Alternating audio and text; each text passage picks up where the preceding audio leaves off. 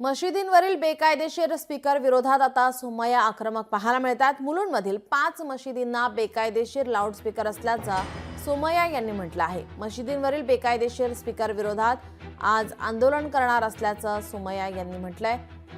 किरीट सोमय्या यांनी ट्विट केलेलं आहे।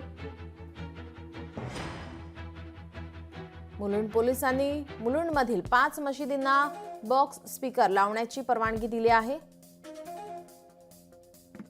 परंतु या 5 मशिदींमध्ये मोठ्या आकाराचे लाऊडस्पीकर बेकायदेशीरपणे लावले आहेत। मोठा आवाज, दररोज 4 वेळा ध्वनी प्रदूषण, दुपारी 12 वाजता आम्ही ठिय्या निषेध करणार आहोत। सर्व बेकायदेशीर लाऊडस्पीकरवर कारवाई झाली पाहिजे, असं ट्विट किरीट सोमय्या यांनी केलं आहे।